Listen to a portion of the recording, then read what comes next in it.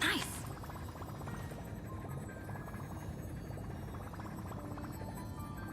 Oh no.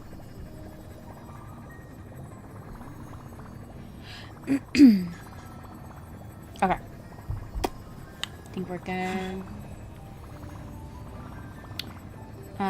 We will watch later. I don't need a recap story.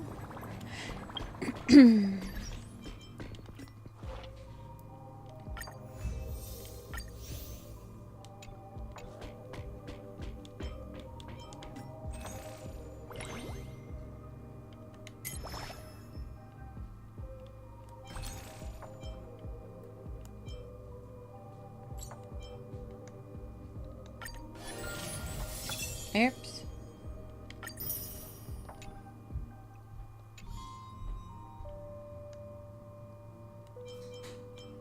I don't want any of these, though.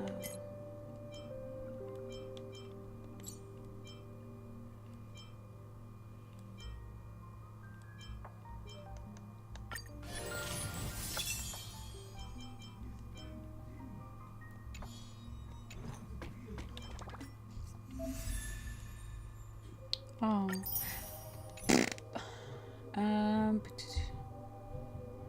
Not now. I am so mad that I still have yet to get an Axa.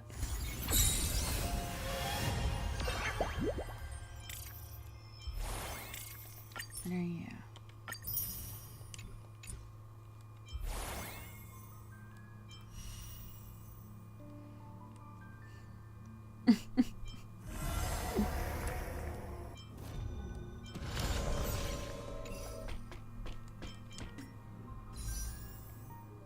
Watch, and then I'll get her. They gave me Clara. Excuse me. What do I want?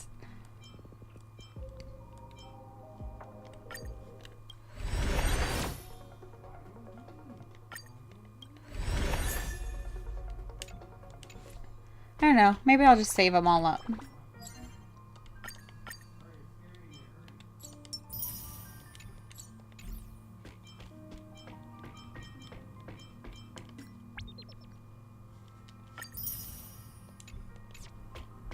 We'll just, yeah, let's save them up. I want quests.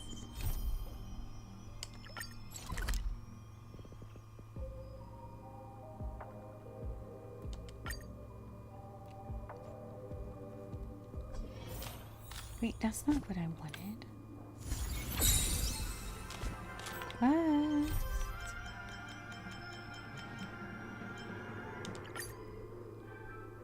Skip and start. Because it's about to go down. It's still early. Where to now?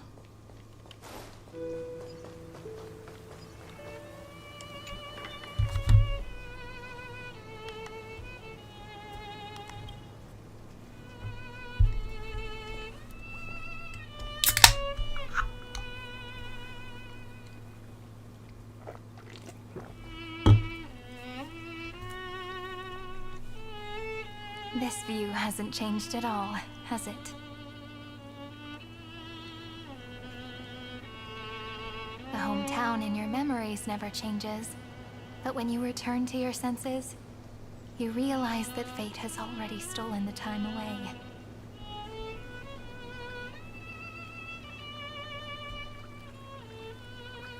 Welcome to the Trail of Genesis, friend.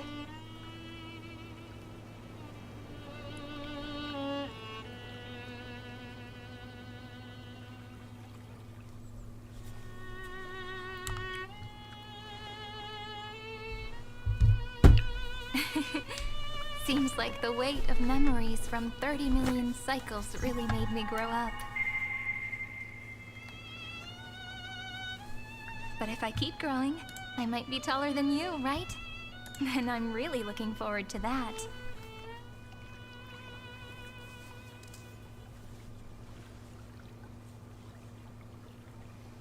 Before you arrived, So that would be her kept adult wondering, form. beyond the veil of Ide Silicii. What kind of Amphorius is being born?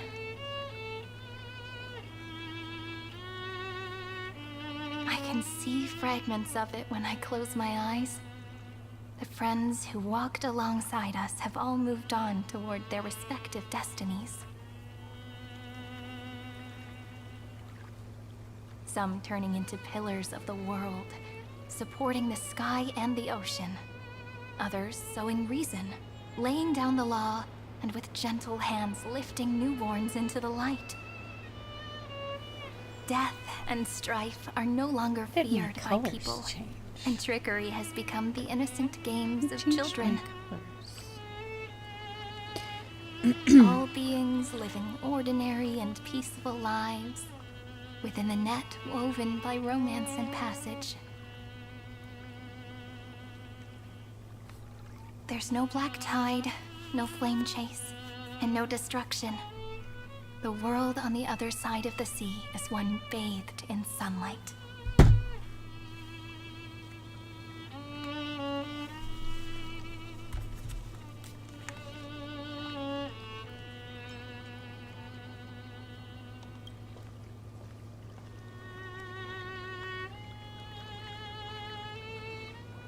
Like a happy and carefree childhood, the era Chrysia in this cycle will last for millennia, until it reaches the moment decided by the prophecy. Light calendar 4931, month of freedom, the moment belonging to world-bearing. Are you ready to answer the call of the world, friend? We got this. Then go, and pen the Throne of Worlds' first stroke. For this world, made from countless wishes.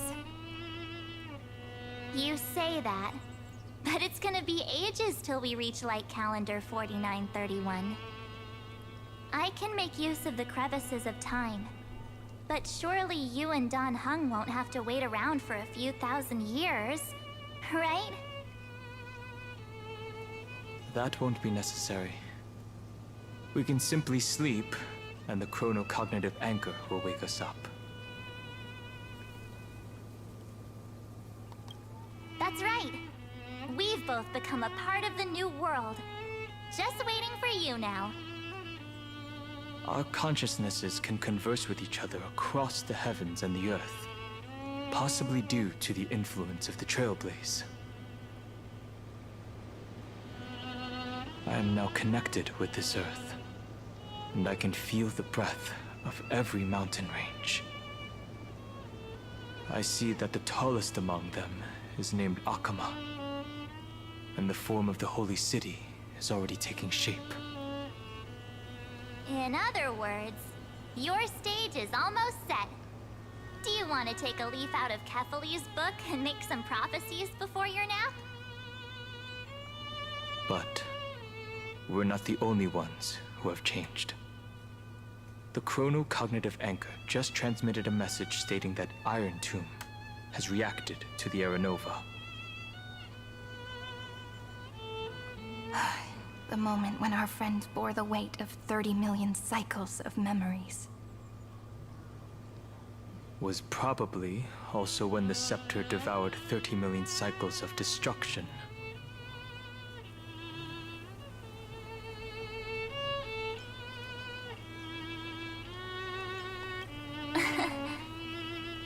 You know, you don't have to shoulder this world all on your own. After someone boards the Express, the word alone ceases to exist. So as we reach the end of time, no one will be left to face it alone. Dan Heng and I came here to specifically tell you that. Remember, this world is not a burden you bear alone. It's a journey we trailblaze together, alongside all of the Express.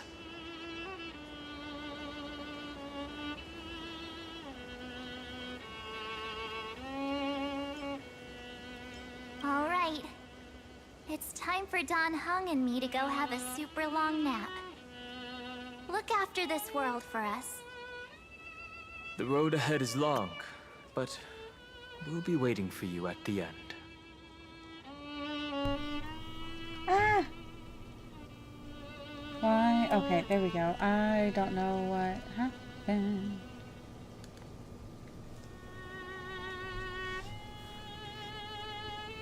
Okay, well then. I'll just continue. We'll definitely What a meet morning. again. Let's take one more look at the other side of the sea before we set off.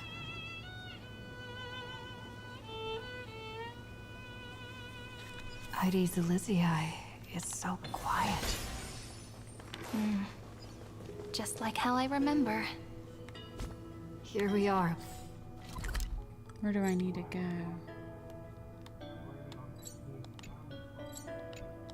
Once more. Deja vu. Yep.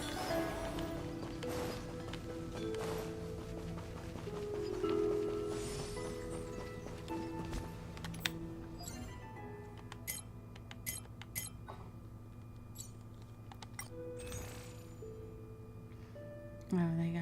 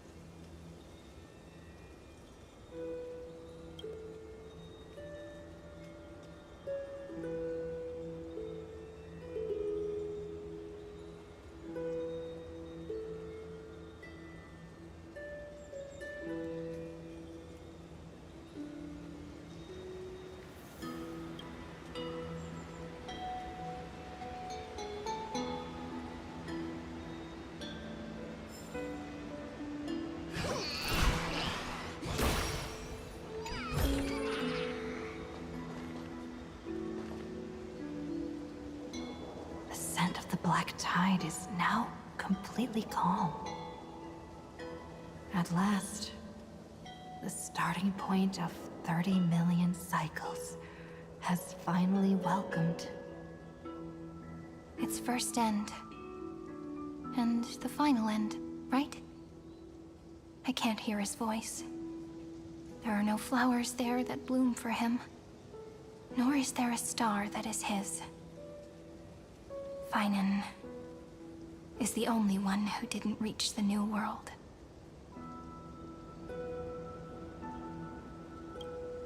Look, the golden light that shone upon the grove still meanders between heaven and earth, like the prophecies of Amphorius. It has to be a sign he left behind. It points towards the destruction and the deepest night. Do you still remember what I asked you at this exact spot the last time we set off?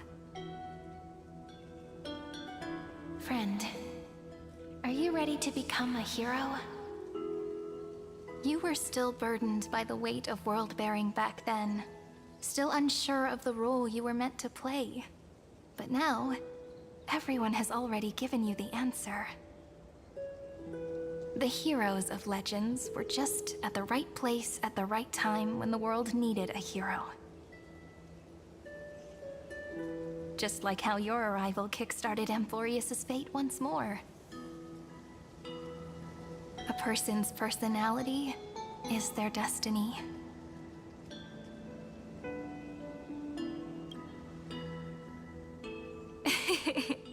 We best.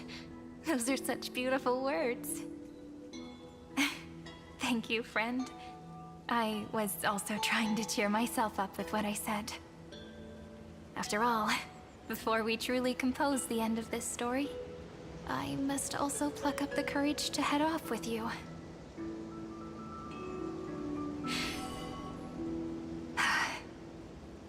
And face a memory that I have forgotten for too long, and have denied for too long.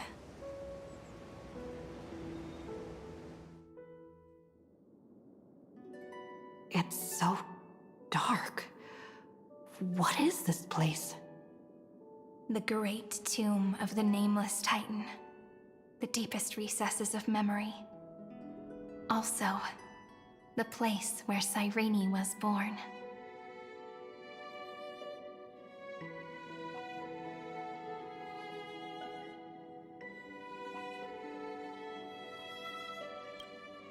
My apologies, friend.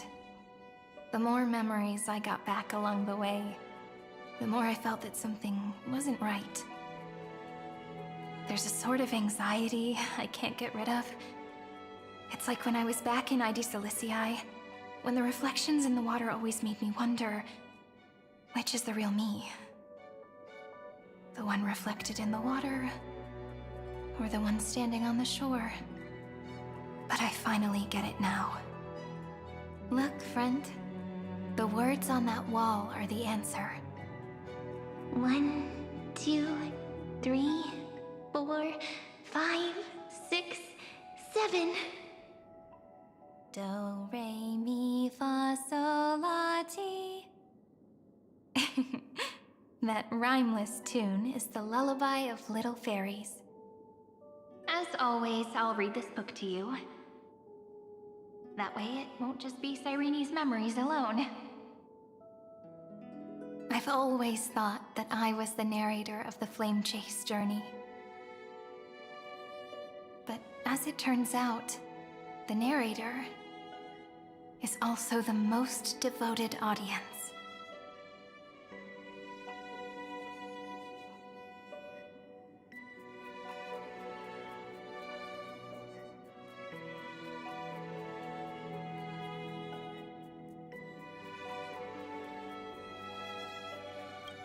At the moment of Aranova, I was enveloped by the texture of memories. Within the glistening crystal, I saw countless Cyrenes, as well as countless versions of me. This is the final puzzle piece of the memories. A prison born of the erudition, a grave annihilated in the destruction. That unknown solitary god, the 13th Titan who should not exist. The first new spore. The demiurge is right here.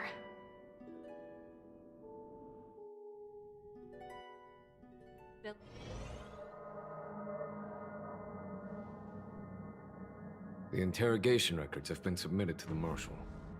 According to the Ten Lords' decree, Jing Liu and Luocha shall continue to be detained in the Shuling.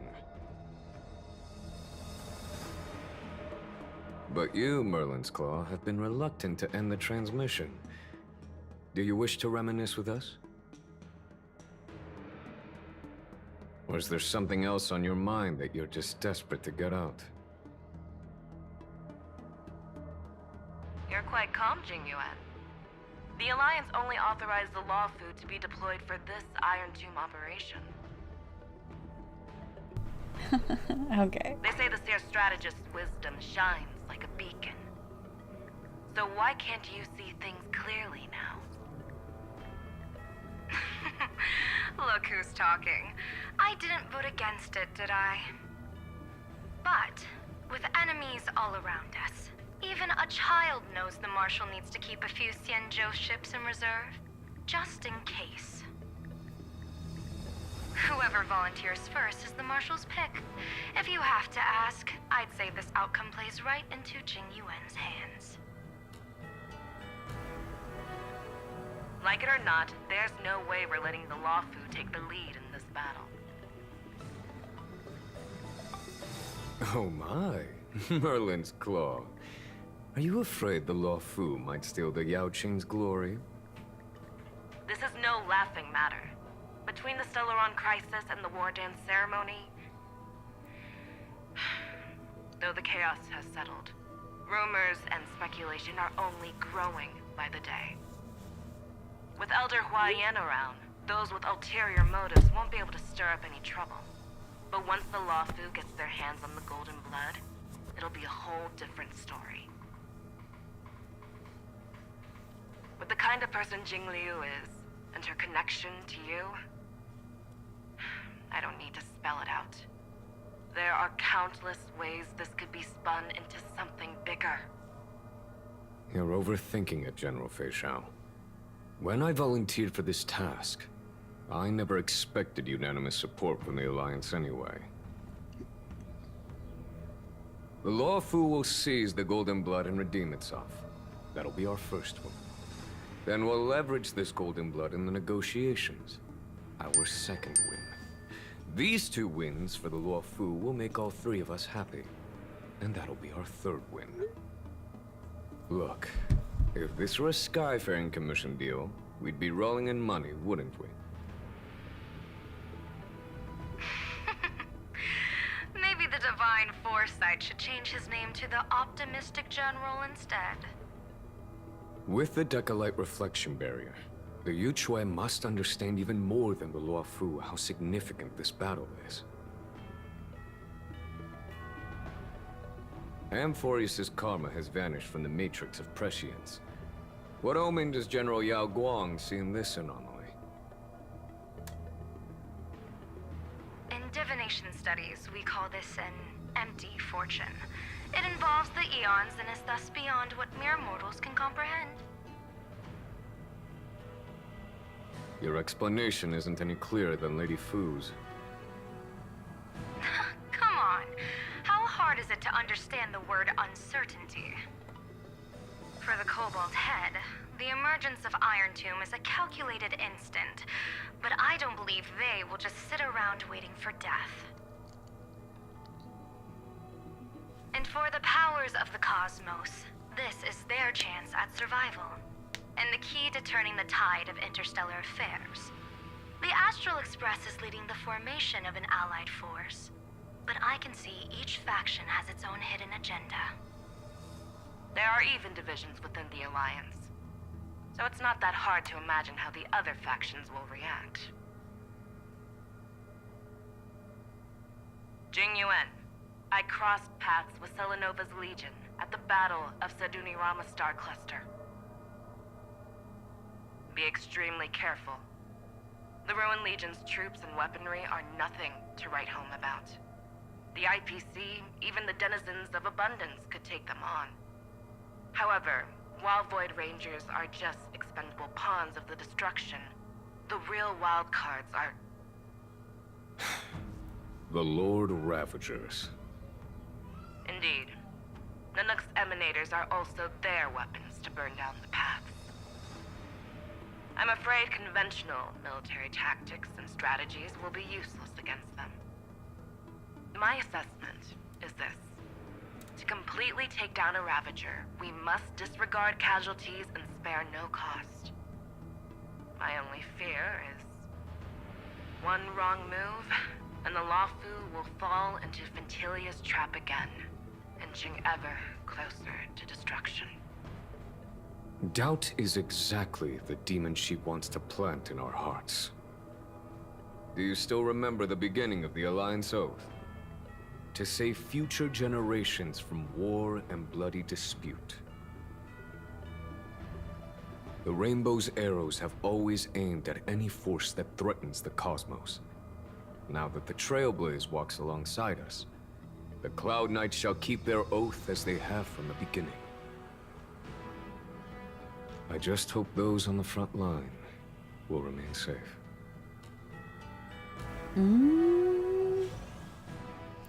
Shit's about to hit the chronocognitive fan. anchor is sending a signal. Everyone, time to move out. Did she and the others make it? Let me go over the plan one more time, just in case. You'll enter Amphorius, reunite with your 3 separated companions, and try to locate Iron Tomb from within the world. Who are you taking with you? The fate of the universe hangs in the balance. We can't afford any slip-ups. I suggest everyone, except Pom-Pom, join the fight. We do need to be prepared for all possible contingencies. I have no objection to this. I'll do whatever I can. Meanwhile, Screwy and I will continue attacking the Demiurge Matrix. That is, the Scepter's kernel, from the outside. With our 2-pronged attack, we'll turn this hunk of metal into scrap for sure. Now we just wait for those 2 to get back.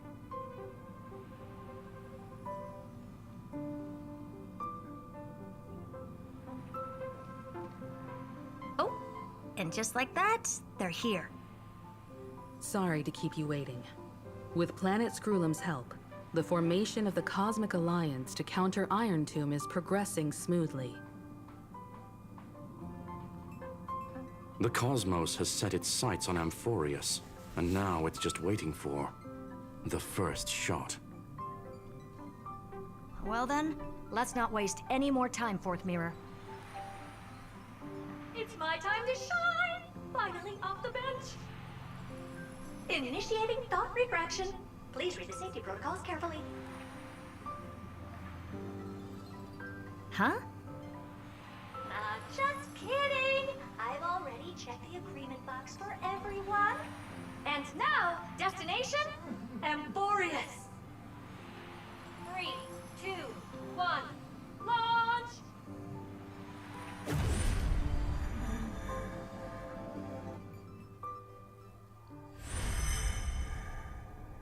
The flow of Memoria is so heavy here. Unlike Penacony's dreamscape, this place has built up a true epic measured in millennia. The vortex of Genesis, where all myths begin and end. And in this new world created by the Nameless, the infinite cycles have been broken. Let's set up the Trailblaze beacon and establish contact with the outside world. I'll leave it to you then. It'd be better for me to not show myself in front of the Garden of Recollection. And, Mr. Sunday, you probably shouldn't show yourself either. Agreed. The Astral Express has landed. If you receive this message, please respond immediately. Over. Oops. Excuse me. This is the Cienjo Alliance. Communications normal. Interastral Peace Corporation. Communications normal. I need to get No him. response from the Galaxy Rangers. Definitely need to get Aventurine. Not surprising. But I didn't expect the family to also stay silent at such a critical moment. That's a pretty blatant disregard from the family for Penacony's independent director, I'd say. Long time no see, Miss Himiko. I don't have any of them. It's been quite a while, Madam Jade. The significance of this battle rivals that of the campaign against Zulo. Only through victory can we disperse the shadow of Iron Tomb that looms over countless worlds. The 10 Stonehearts shall spare no effort for such a grand mission for the preservation. Madam Jade led the Intelligentsia Guild in conducting specialized research on Iron Tomb's past activities. collapse of the erudition won't just affect inorganic beings. You mean Iron Tomb can infect organic life, too? Well, the good news is, so far, its effects on organic life are under control. The infection progresses slowly, and the resulting neuropathy is non-fatal. Quick. In any case, the IPC can guarantee targeted vaccine coverage within 48 system hours in all star zones within the medical system. What about other star zones? How are you At a still time in like this, transit? are the followers of the Firmament Arbiters still trying to make a profit? I remember you, Master Diviner. Your performance during the Third Denizens of Abundance War was quite impressive. Please rest assured, all worlds can purchase vaccines from the IPC with a humanitarian discount. That's the current policy at the very least. But, if the Xianzhou Alliance is willing to assist with the IPC's assets in Epsilon and other star systems, we'll have more cards to play when reiterating to the board the necessity of deep cooperation. It makes sense, since Interracial Peace Entertainment's headquarters is in Epsilon. But why are all the other worlds on the list? Places that the Elation has visited? Think of it as a long-term investment. Please understand that everyone at Pierpoint is swamped with Iron Tomb work, especially the marketing development department. At this rate, even the 10 Stonehearts can only do so much. Having some assistance from the Alliance would surely benefit the entire cosmos. Wouldn't you agree? As an old Xianzhou saying goes, those who succeed should help all under heaven. Your proposal must be decided on by the 7 Arbiter Generals. I'm just here to relay the message. In times of crisis, the Luofu will not hesitate to help those in need. However, the prerequisite is that the IPC must unconditionally assist the Alliance with emergency rescue operations in the disaster area. Of course. In the name of preservation, all for the Amber Lord. Thank you all for your selfless dedication.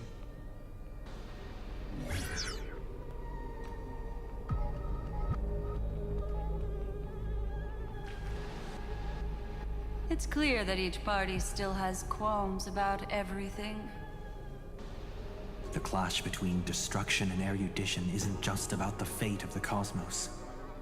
It's a moment for all factions to reshuffle their cards. You can never be too careful when battling a Lord Ravager. All are equal in matters of life and death. In any case, we can only hope for the best in all that's to come. It's about time we dive into the vortex and see what Amphorius looks like on the inside. I wonder where she and the others are right now.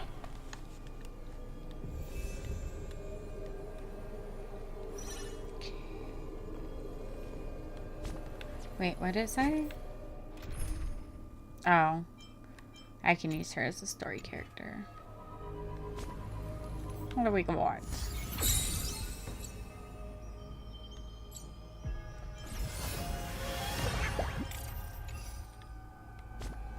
I just want it to go away. Exclamation points bother me.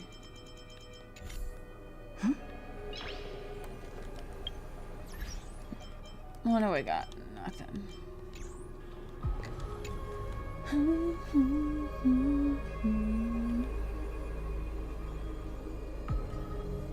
Hello? How's the signal? Can you hear us? Ah, we're through! I can see the video feed. Everything's working perfectly. Miss Branya? Miss Serval? What a surprise. It's been a while. We've already heard from Miss Topaz about the Iron Tomb operation. She made a special trip to deliver the vaccine to Belobog. I can't believe the Express crew is at the eye of that storm. Is everything going smoothly? Don't worry, we're still following the plan step by step. How's the situation in Belobog? Urillo 6 is located on the outskirts of the preservation barricade. While it won't bear the brunt of the first wave, there's still a risk from the aftershocks. That kid Japard and Pela are busy organizing the Silvermane Guards, having them consolidate their lines and dig trenches.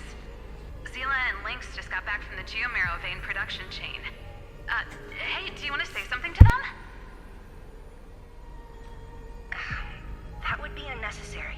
It'll only shake their morale. Just tell them to stay safe. Miss Bronya, I'm afraid this disaster will be far more terrible than you can imagine. Please, be sure to follow Miss Topaz's instructions and make thorough preparations. Of course. We have resealed most of the engine of creation beneath the ice to prevent the will of the preservation from becoming an accomplice to the destruction. Don't worry, Miss Himiko.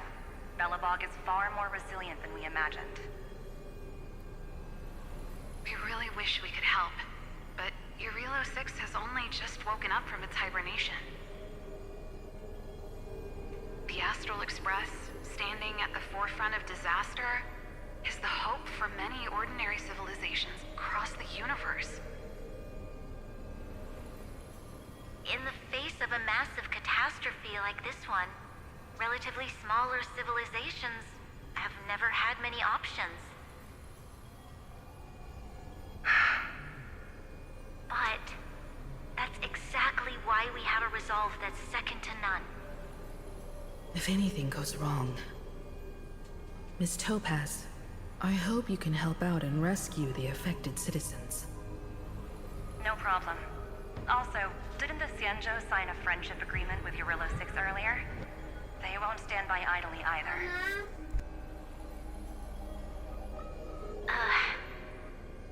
I appreciate your kindness, everyone. But Urillo 6 is our home. We will defend it to our last breath until the last Belobogian falls. Miss Bronya. May all civilizations that have made it this far on their own strength weather this crisis together.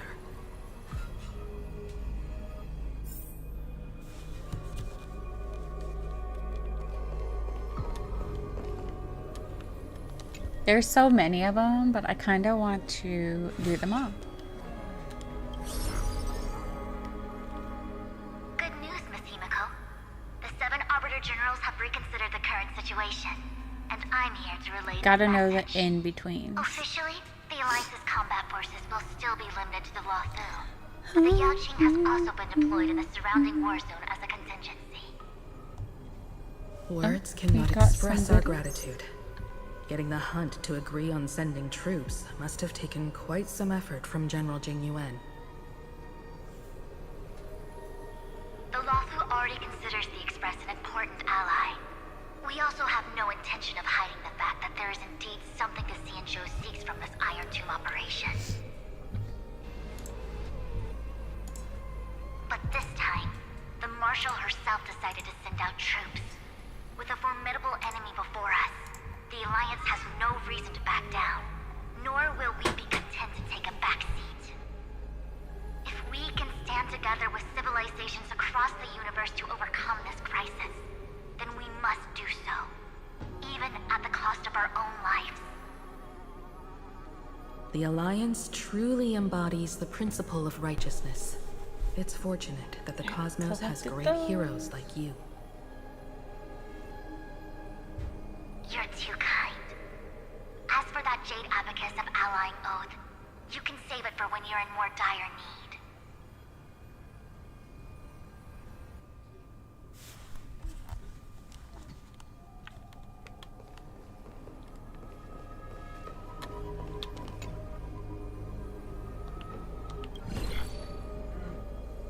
I regret to inform you, Miss Himiko, that even the Strategic Investment Department is constrained when it comes to the Iron Tomb issue.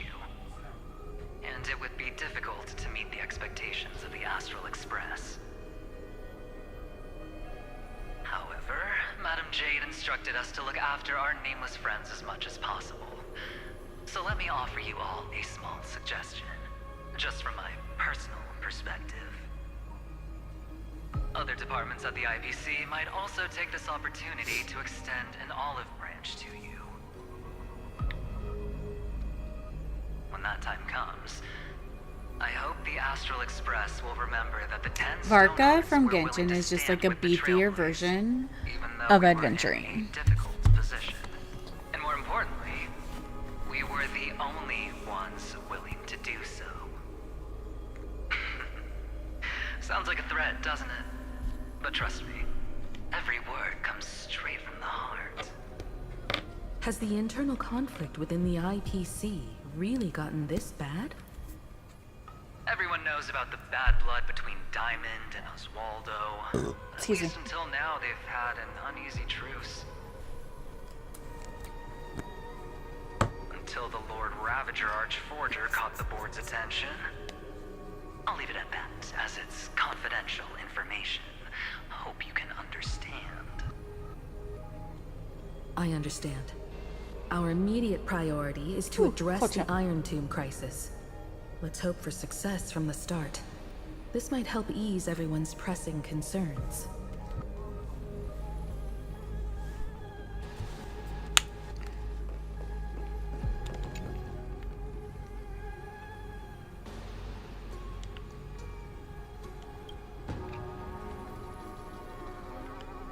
Of course, we would never know the Ranger's comings and goings.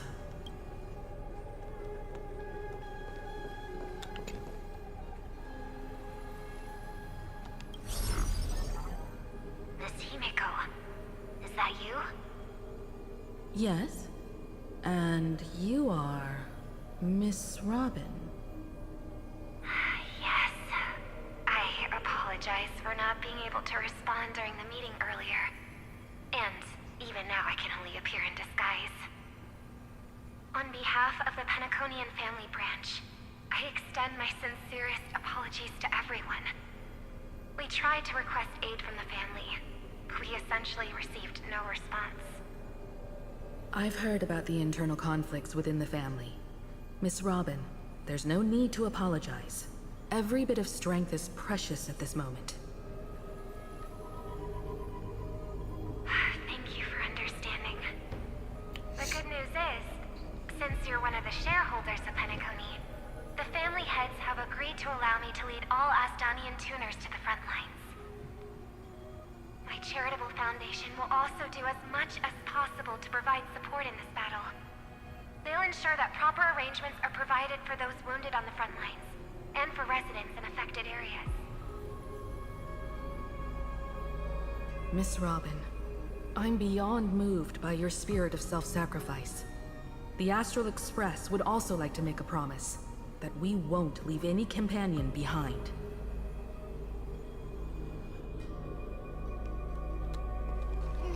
Deja vu. Wrong button.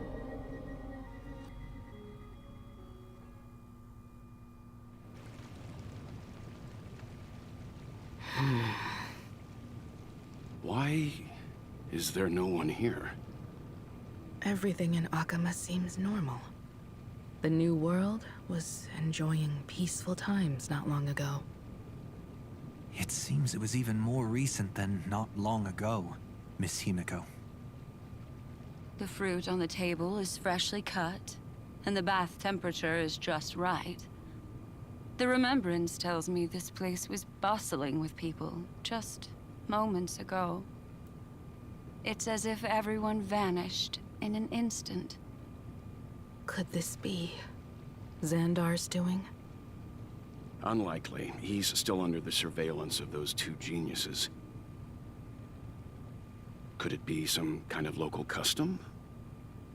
A custom that makes an entire city fall silent in an instant. Pardon my frankness, Mr. Yang, but this reminds me of some unsettling rumors about the Harmony. Complete silence. is often the prelude to divine intervention. Everyone, be careful. Here they come! Here they come! The Nameless of the Astral Express! Evernight? How is this possible? She was already... We are the Chroniclers of Time, and we do not fade away. Finally, the last era Nova has been completed. What did you do to the residents of the Holy City and the three Nameless? I didn't need to do anything. The remembrance will ultimately become the substance of the new world. Now, they are no longer the trailblazers you once knew, but gods who permeate heaven and earth. The 12 Titans who guard Amphorius.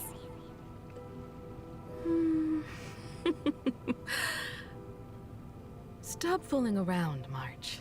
Come on out. What? I practiced so long for this. Getting seen through right away is just so embarrassing. You've obviously been learning from the theatrical culture in Amphorius. But if possible, I'd prefer our reunion to be a bit more casual and laid back. As expected, I can't hide anything from Himeko and Mr. Yang. Well, long time no see. Guess I'm back? We should be the ones to say that. Sorry for keeping you waiting. So, these jellyfish are the Titan's power? They're just tiny manifestations of the Veil of Evernight, used for scouting and communication. If I went all out, I could summon way more of them. Thanks to her, we all turned into Titans in the New World. Sure, we can take on humanoid forms, but it feels off. How intriguing. So what does she look like now? It can't be a raccoon with a baseball bat, I suppose. Please don't add weird stuff to Amphorius's lore.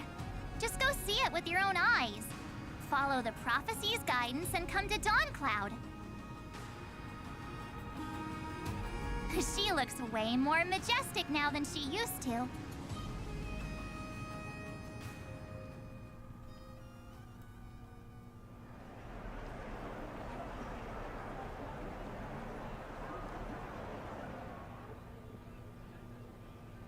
Unbelievable. All the residents of the Holy City have gathered here. This isn't just a gathering. It's a pilgrimage. The people's expressions are resolute, devout, as if waiting for a miracle to descend. That colossal deity is her. She has become the pillar of the world. Surprisingly authentic. Being this serious is quite unlike her usual style. Those people didn't disappear. Instead, they've answered the call of the prophecy and come to witness her awakening. Our good buddy now bears the weight of the entire world, and every breath they take is intertwined with Amphorius's destiny. Awakening? Has she fallen into slumber? Yeah. After all, with such a huge time dilation between inside and outside the scepter, this was the only way we could wait for everyone. Time watches over yesterday. Earth guards today. And when the Trailblaze steps into Amphorius once more, the slumbering deliverer shall awaken. And then, bring the prophecy of tomorrow to this world. Come on, everyone. Let's get closer to her. Watch how the world-bearing prophecy changes this world.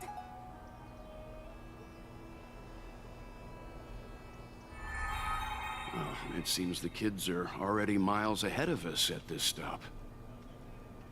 All the more reason we can't afford to slow down our pace.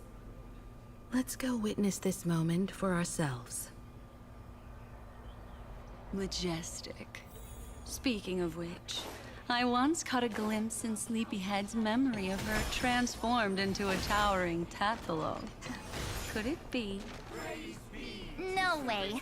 That was just a nice dreamscape. Ugh, at least nice for her. If they are the throne of worlds who bears the weight of this world, perhaps they could guide a traveler still wandering among the stars. Hey, since when did you get all pious? Her advice sounds pretty silly sometimes, you know. The so-called fool and the world are merely a step apart. Are they done talking? I don't want to, like, ruin. Citizens, behold!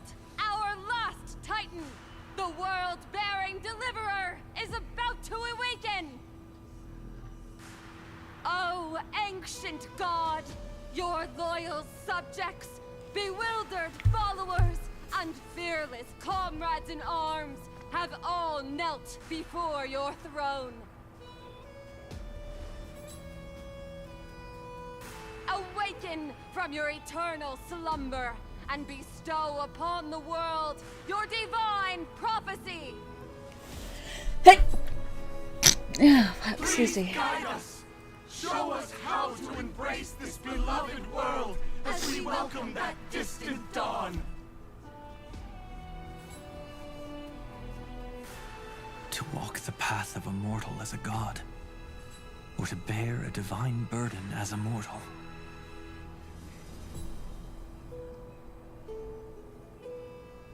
She will give us the answer.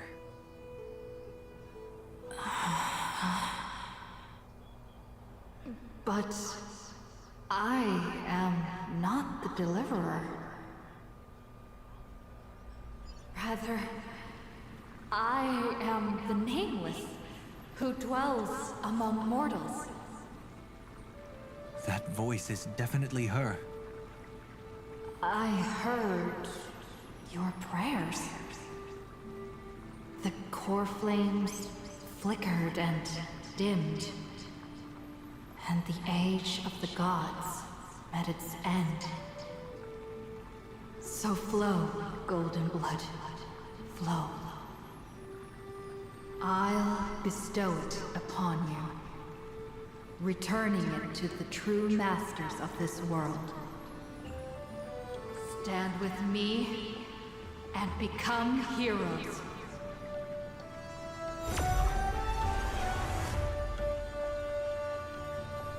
Is this?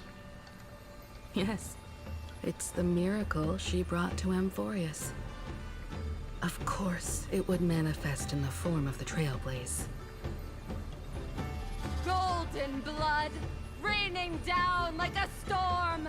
The prophecy has descended, and the Titan commands us not to be supplicants, but to become heroes of rebellion, to face that destined calamity, the destruction, head on.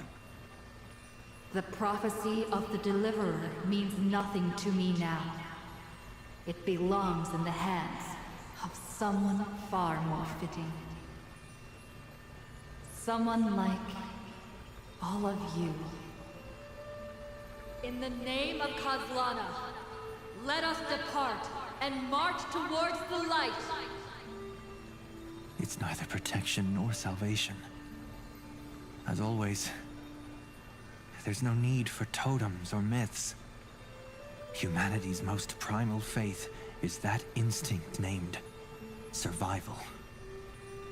Let's go, everyone. Someone has already sounded the horn of departure. Explore, understand, establish, and connect. Together, let us blaze a trail for the destiny of this world.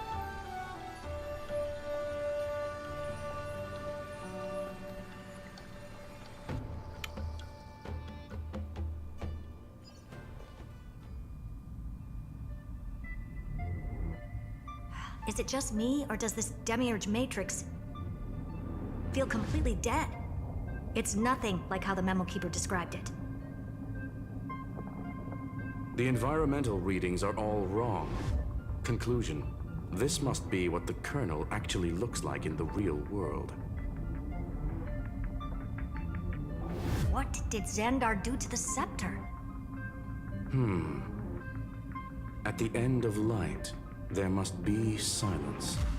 Certain, pure, and absolute darkness. Not the time to quote the Lord of Silence. Bad omen. Either way, we have to press on. Until we uncover the truth behind the 13th Titan. The buried past is the key to stopping Iron Tomb. That is, if it even exists. Xandar says the demiurge never existed. Who actually buys that? You can erase the records, but not the truth. It vanished too cleanly. No traces. Like someone's yelling, "Look, there's nothing here." Too bad I'm the type who can't resist digging deeper. Looks like I'll be counting on you again, Screwy. Let's tear the system inside out. Always happy to help. But as your academic partner, I have to ask. Herta, what if we fail? Let's say the demiurge really doesn't exist. Do you have a backup plan? The backup plan? Of course. If we can't find the key, we turn the lock into the key. That plan's cost is incalculable. It shouldn't even be on the table. Well, then let's hope we never have to use it. There's no point worrying about the end just yet. One step at a time. Let's go. We don't want to leave the others waiting. You brought what I asked for, right? A butterfly has to land on the branch before it can dance. We'll need a wide open platform before her entrance.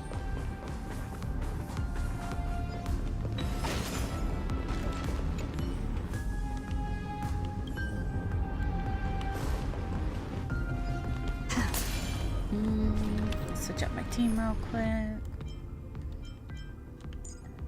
Sorry, Mighty. We're gonna take you out. Wait, where's she at? Oh, there she is. Oops, I didn't confirm it. Stream forth the gleam of old blades. Just use that thing over there, Zag.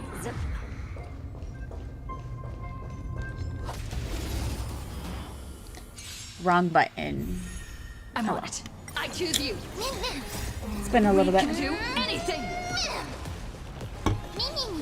On the still waters of oblivion.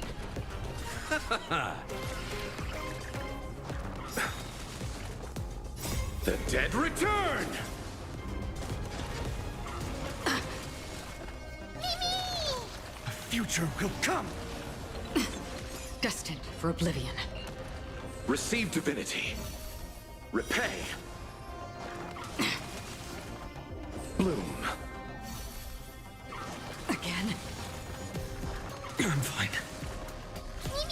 I'm sure you are. For tomorrow. The dead return! I meant to like kill them in one hit. I weep for the departed. It too shall fall.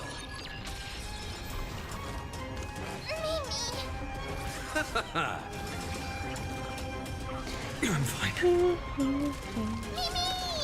Excuse me. We can do anything!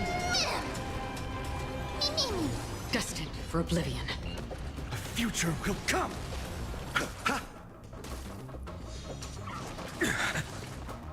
Receive divinity. The dead return!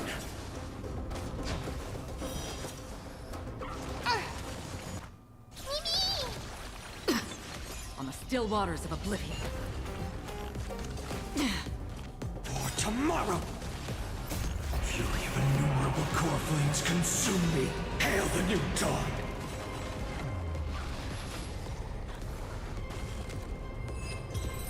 finally. Next time, hit triangle. Another blood debt repaid. Already get it?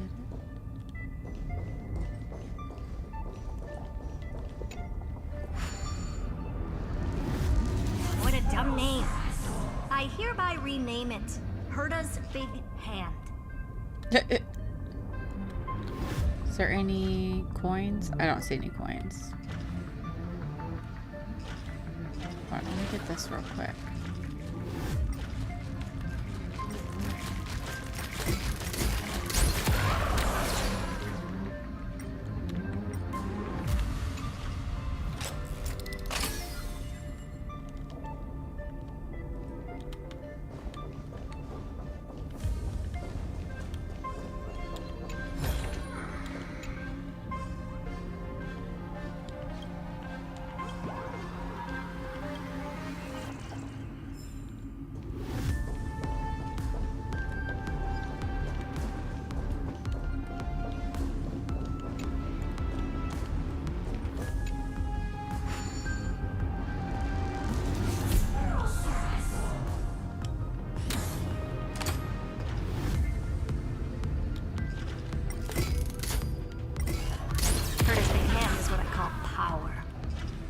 Going. Still not done? What is this? A junkyard for old intelligent entitlements. All set. Time for your precious treasure to make its debut. Of course. Just give me a second. Target initialized. With these wings, hacking should be much more efficient. We going flying? Oh, a classic nuclear heat engine. Classy choice. Just a personal preference. Her name's Mistletoe. Every flower in your garden's got a bit of poison, huh? Also a personal preference. It reminds me of the last time when we tangled with that Punklordian brat. What did she call this kind of infiltration tool again? Right. Dirty data shell. It wraps around the kernel to fool even top-tier firewalls. But yours is way too clean. Not even a hint of real-world grit. Herta, your tone is unusually emotional. Suggestion. Let's get back to the topic at hand. I thought we were done with that conversation. Unfortunately, current conditions won't let me ignore any variables. Especially the most important one. Your will. Iron Tomb never stops. It is evolving faster than any of our worst projections. Every instant in the Eon's calculation is like a sword hanging over the cosmos. Every move humanity makes could speed up its arrival. Which is exactly why we can't mess this up. And now, Droidhead wants to hand down judgment to the poor cosmos again. Border Star Trade War, Emperor's War, Rubert's death. Every time their instant arrived, it meant another bloodbath for humanity. But in this ultimate battle of erudition, you and I are supposed to be players, not pawns. If you choose to burn yourself out as a resource, then everything we've worked for means nothing. Herta, the cosmos won't just stand by and let a genius throw their life away. And neither will I.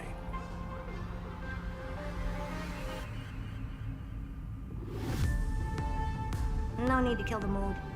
This is why we're here, isn't it? We need to find the Demiurge and that lost key. I'm not here to be a deliverer. I just want to beat Xandar and Droidhead. Right now, I just need to know. Are you with me? Of course. Time to board. After you. Let's tidy this place up and like see what this Demiurge really is.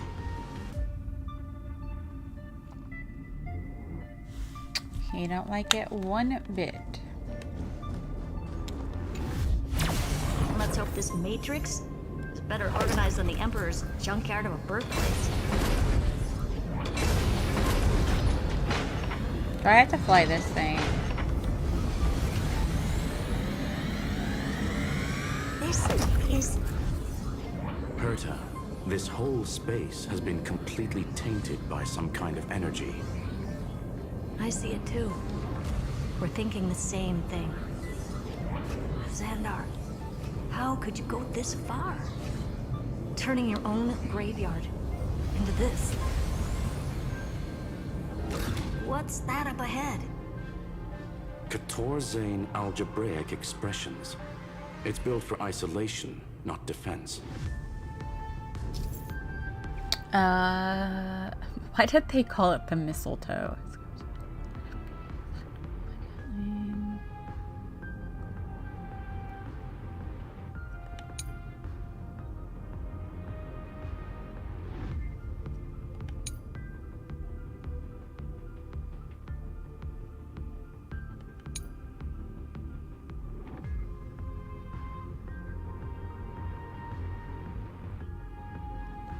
So basically, the door to the tomb, right? Great. Let's find the handle. Alright, I guess they want me to really do the auto cruise. Signals with the same data I'm okay structure with as that. the barrier. Projection. We can hack the terminal, reverse the computation, and turn it into an attack. Classic move. Use their own systems against them. Take us to the nearest one.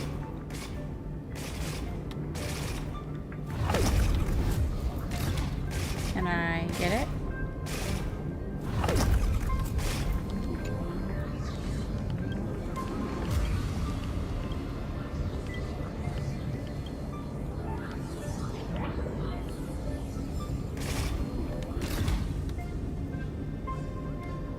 I'll let it, now that I have that.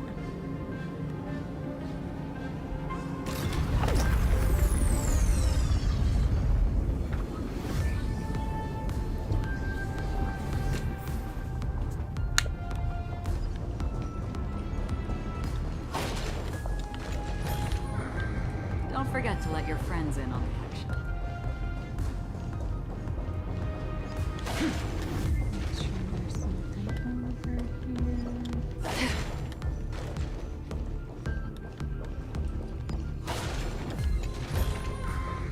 Seek, and you will find. Alright, I didn't see any nymphs.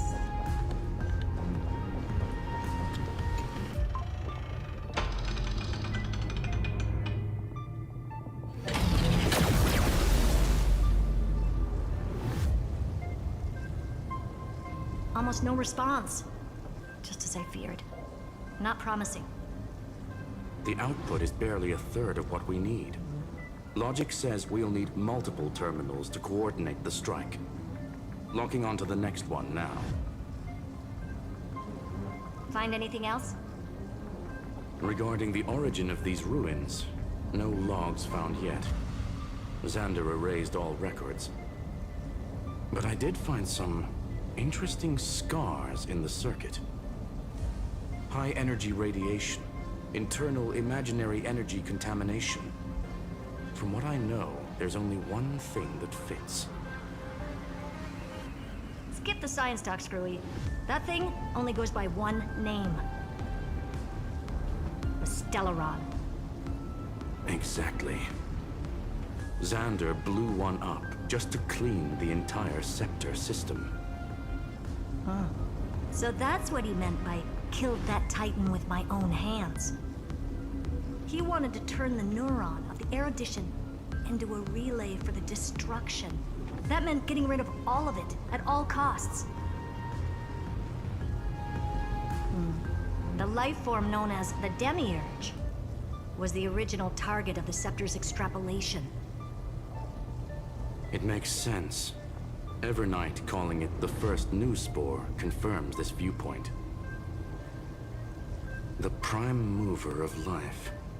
That's what Scepter Delta ME-13 was originally tasked with. Even after it got scrapped, the query kept running. Yet the true value lies in the process of solving it, not the answer itself. Excuse me. Does this mean finding the Demiurge is hopeless? No, I'd say exactly the opposite. It means Xandar had no control, He couldn't contain the demiurge just like he couldn't handle Droidhead. So he tried to erase every trace. But he failed. It still left a mark. By the way, if there's another Stellaron in Emporius, why hasn't that little one reacted to it at all? You said the demiurge left a trace, right? Yeah, but not in the real world. Or talking. Remember the great tomb of the Nameless Titan? Stream 4. The gleam of a...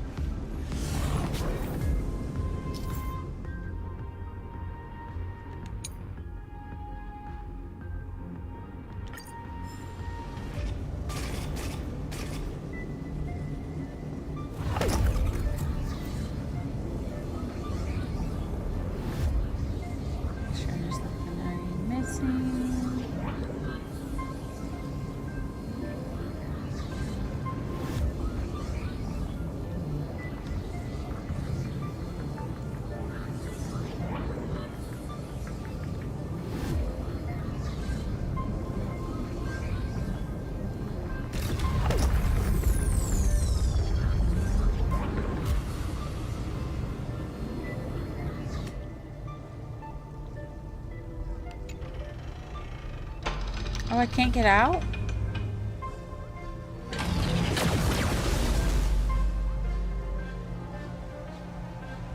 Trailblaze Archive 466. The data from Filiate 093 clearly indicates that the Demiurge did in fact enter Emporius's extrapolation. Inside that world, it was the 13th, forgotten Titan. The one who listened to 30 million cycles of Cyrene's memory. But Evernight said the opposite. She believed that tomb was empty from the start. The Nameless Titan never existed. The so-called Listener was just a trap set by the Remembrance to steal the scepter. A mimetic entity full of theatrics. How much of what she's saying is true? Would an Eon really speak in circles like this? I doubt it. The Remembrance's behavior is certainly odd, but her assessment aligns with our current reality. Since we entered the Matrix, we haven't found a single clue pointing to the Demiurge. And that's the key, Screwy. Xandar's actions prove the Demiurge exists. But what Evernight said, and what we've actually seen all point to the opposite. So we have to assume that both are true. And if that's the case, then the contradiction leads us to... the truth. Exactly. One last terminal. One final key. Time to crack open the kernel. Alright, let's pause the flight real quick. Xandar had to lie to the original Finan and Cyrene. Logic. He had already identified the Remembrance as a threat, yet found no viable way to eliminate it. All right, let's finish this. Time to break through that barrier.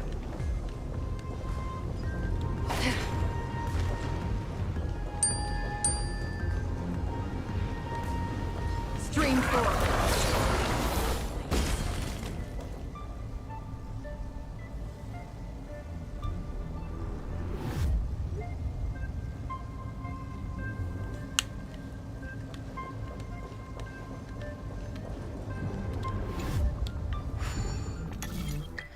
Dun, dun, dun, ba, dun.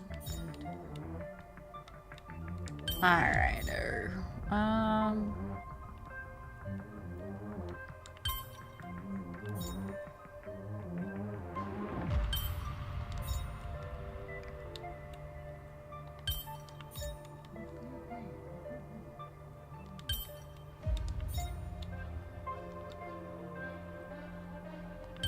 don't think I'm doing this right.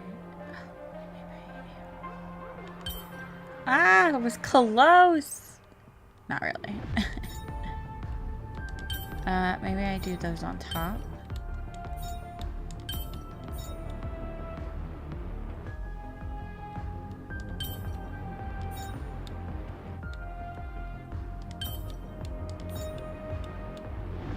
Perfect. We got it. We got it. Excuse me.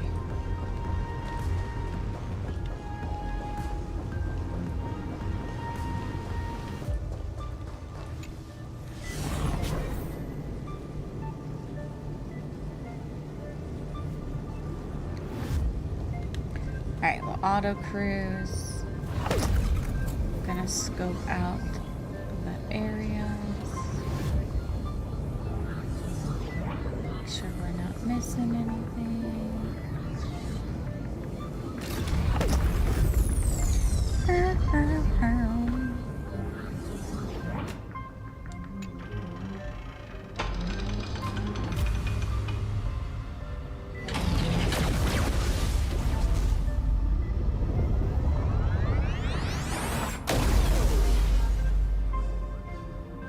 Bam. Operation authorized. We did that. Path energy readings.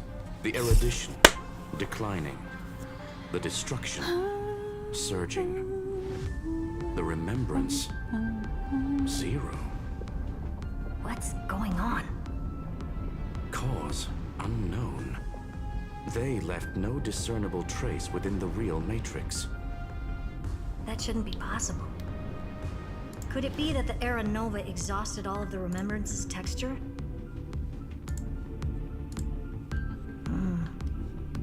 Log it for now. The dots still aren't connecting. Pause the flight. Stream 4. Damn it, wrong button. Gleam of old blades.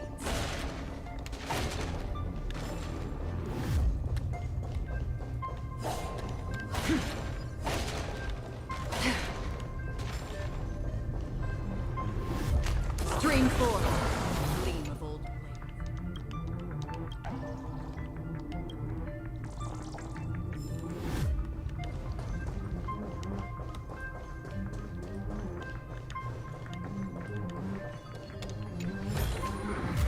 Don't forget to let your friends in on the action.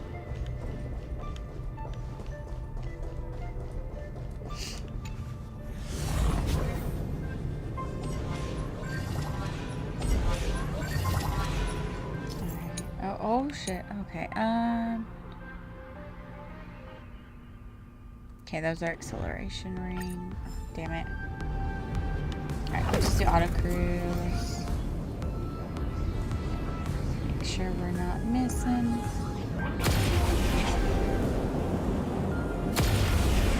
Wider than I thought.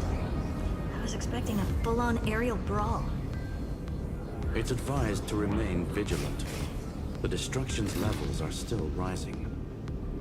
Huh? You can't look down. Oh wait, cancel. What's the matter? Interesting. I just picked up a signal from the Exo myth. I think there was something down there that I needed. Pretty sure there's a nymph down there.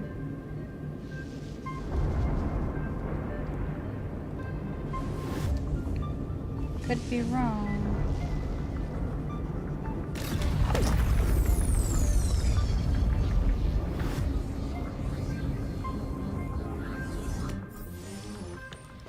God, me and these puzzles. I don't like them. Not one bit. Alrighty.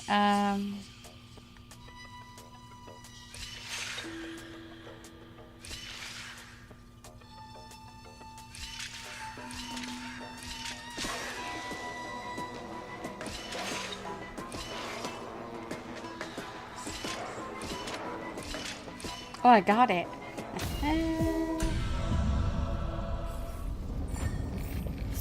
We did it. Alright.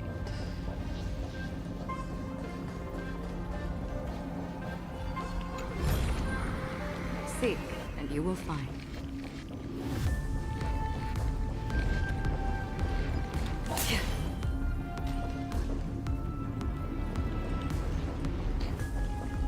Oh, I need that. This repulsive force is unlike anything I've felt before. Is this the place? Correct. Judging by its defensive properties, this is the entrance to the exomyth. I didn't expect that. Who builds a lab in the middle of digital rubble? Then again, never doubt a dead man's resolve. So how's our dearly departed doing? He severed part of his neural pathways to break free from Lord Anaxagoras' control. So sad that I But have that yet to also get triggered him. the failsafe I set. Conclusion. Xander has lost They better all bring him back combat out functionality for and like is a no third longer run so I capable can of finally action. get him. Because I got Clara So now he's a both Spectre, times. literally. Screwy, can you open a path? Just to be sure, I want to see this for myself. Might as well drop in and say hi to the real him. Logic. Scanning his inspiration circuit might help us track down the Demiurge. Exactly. His brain is the crime scene. There's no way it's spotless. But it could be a trap. That's why you're here. 2-on-1. We've never lost a matchup. I'm honored. The chronocognitive anchor is in place. Proceed when ready. Hold on. Let me get this little guy.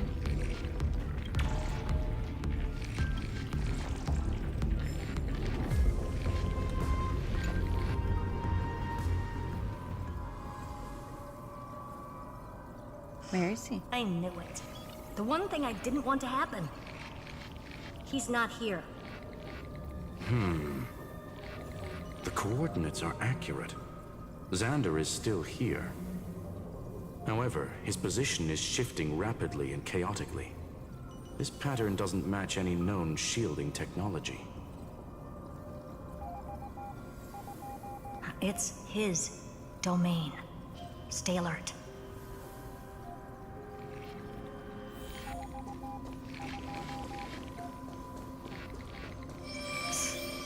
Cheap trick. The spatial... We're back. Reverse engineering complete.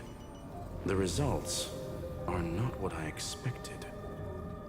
Logs show Lycurgus revoked administrator access. The chronocognitive anchor can't get a fix because at the system level, Lygus no longer exists. Our navigation target is a null set. So he's stopped resisting?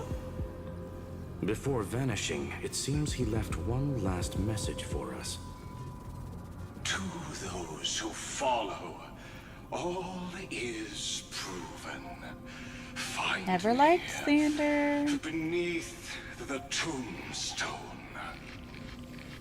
Melodramatic. He was expecting us. And once he learned of the Great Tomb's existence, he initiated his own search for the Demiurge. Guess he wants a final showdown. Fine. Let the old Intellitron dig his own grave. Just like he wants.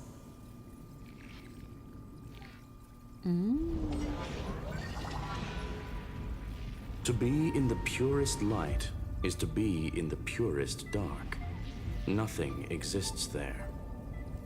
The Scepter's mainframe. Or maybe we should now call it the Lord Ravager's placenta. Unfortunately, we still haven't found anything. Really? I don't think so. Not finding anything is our biggest find. Please elaborate. If the Demiurge was destroyed, there'd be at least some bits of it left. I don't buy that a Stellaron could have blasted all the traces away as cleanly as a scalpel. As I said before, its disappearance is too clean. If the garden hadn't stirred the pot, no one would even know about the Demiurge's existence. We're talking about the Scepter's original extrapolation goal. Well, there's no way that nothing of it was left behind. Or we can look at it from another perspective. If you were Xandar, would you be this obsessed with a concept that poses no threat? Would you guard against it at every turn? There is the possibility that he's naturally meticulous and hates variables. That does track with the impression he gave about himself. But Xandar shut that theory down himself just now. Choosing to act, even if it'll cost him dearly. We know that feeling well. The unknown is right in front of us. So we only have one choice. Solve it. You sound pretty convinced. Surely you already have a theory. Care to share? Of course. Though I don't have hard proof, I'm almost certain that the Demiurge has been in everyone's plain sight all this time. Yet, they were mistaken for someone else. That'd make the most sense. Why was the room empty? Because the person locked in there had run away ages ago. But they were weak and small and had no presence whatsoever. Even the old Intellitron didn't notice them. Which also means there's a high chance that their powers are minuscule and cannot alter the outcome of the battle at all.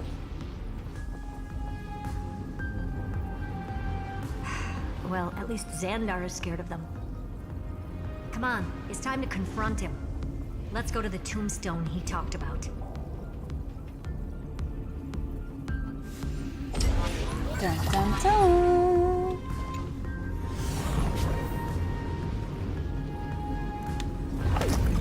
I wish I didn't have to go anywhere today. Total devastation. He sought to bury the truth beneath absolute destruction. Logically sound, but ruthlessly extreme. Still, slim chances doesn't mean no chances. I've hunted down a single grain of sand in the universe before. This won't stop me. Calculation results. Your backup plan has a success rate infinitesimally close to 0. Which means it could work, no? This is the place below the tombstone. Let's open Lygas's coffin like he wanted.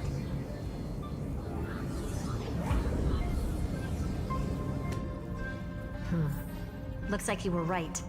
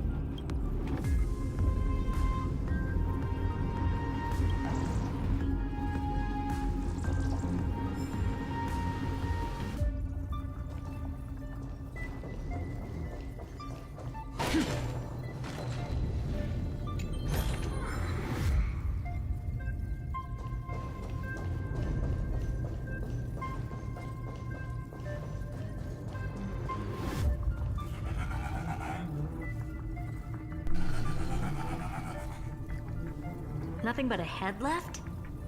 Well, who'd have thought you'd look this bad in real life? So what, he murdered? Or was he trying to kill himself? Welcome, you two. I'm very happy that you responded to my final words. All this tombstone and final words. Did you end yourself to atone for your guilt or something? Iron Tomb is already powerful enough. We're gonna take him down. I remain here only to share the joy of discovery, and also to congratulate you two on reaching the same conclusion as me. The conclusion regarding the truth of Amphorius's heart. End this charade already. That Amphorius' heart you're talking about is just a missing demiurge. And its corresponding vessel was this very scepter. You interfered with the experiment and made Amphorius' body into a hollow shell, all to incubate Iron Tomb within. That's why you either killed or kicked out all of the Memo Snatchers. You wanted to eliminate any chance of a consciousness coming into being, no matter the cost. Even the strongest wall can fall to a single crack. The memory of betrayal has been etched into my heart, and I will never show mercy. Now, the perfect vessel has already fused with Amphorius' body. Unfortunately for you, the answer is all but revealed regarding who the Demiurge is.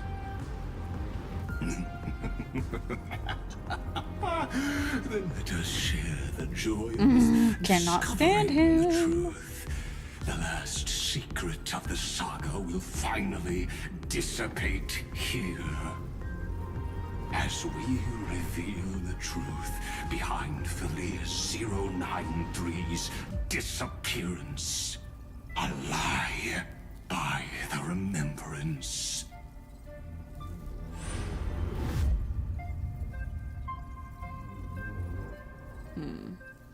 But where should I start with the story about me? From the beginning of the universe? Just kidding. That would be too Serene. much. I just want to tell a teeny story. So little that it started with a seed. I know you're listening, my good friend.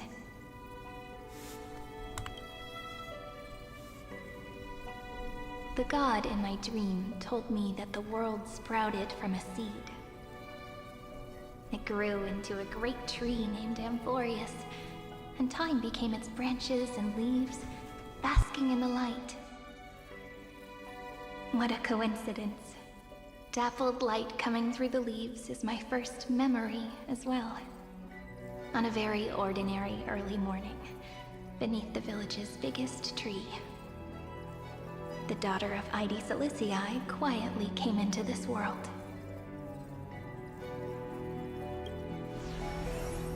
What a moving opening.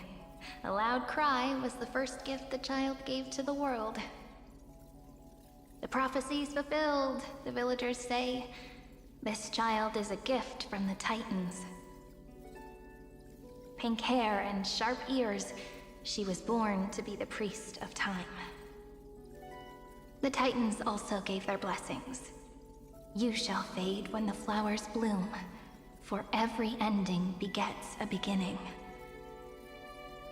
Flowers will bloom and wilt. What a beautiful ending.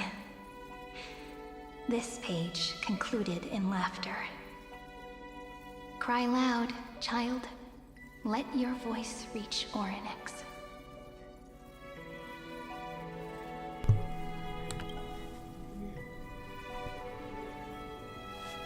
Anyway, I don't like tears. Time quietly flowed by in the midst of laughter. Snack. The wind from my hometown caressed the ears of the night, and the swings, wind chimes, the seed, and the little fairies off-tune a cappella songs. But the name Id Silicii came from the unpleasant sorrows of the gods. My childhood friend did not understand. Yet you always seemed so happy, as if nothing ever worried you. Why was I like that then? That's because the world was gentle to me. So I grew up to be gentle as well.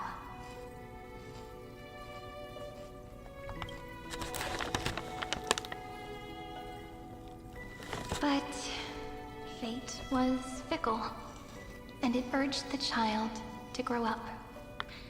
To grow bigger and bigger, and to go to places far away. Just like how the crumbling world could not preserve an eternal hometown. Just as the ballad blown on the breeze says, losses are a constant on the flame chase journey. Oh, whose ears are pricked up now? You definitely heard me say this sentence a lot of times. You know that the story starts to deviate from here. Aren't you looking forward to it? Then let's get started.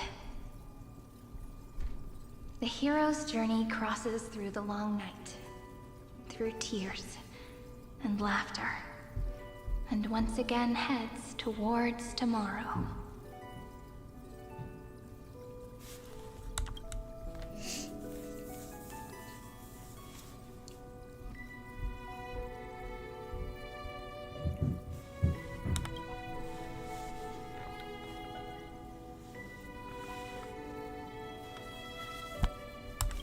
Correction. Philia 093's record, number 496. Archived.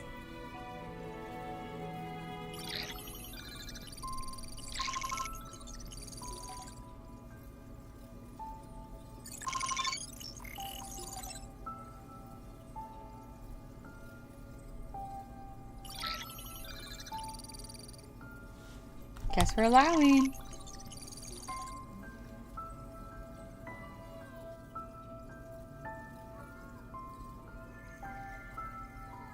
Hi. Miss me yet? I'm just messing with you. This is the first time I have met you. And it looks like it'll also be the last. Philia 093. Since we don't have all day, let's get started, shall we? As always, I'll read this book to you. That way it won't just be Cyrene's memories alone. So that's who she was talking to the whole time. Where should I start this time? Let me see. Formatting complete. 093. Size. Grayscale. Proportions. Threshold. Outputting analysis result.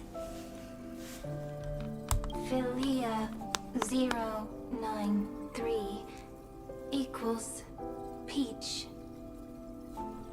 Peach's record, number 8128, archived.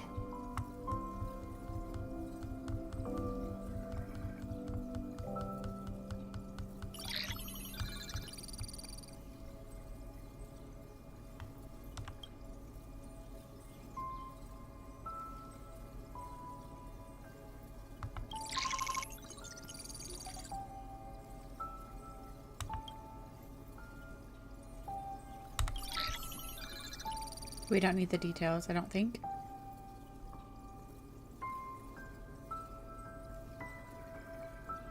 Query. Record. Electrical signal sequence. Polymer 600. Track. Strife. Related to Stripe. Comment. Pretty. Electrical signal sequence. Schema 720. Track. Reason. Related to Raisin. Comment. Yummy. Electrical signal sequence. Philia 093. Related to love.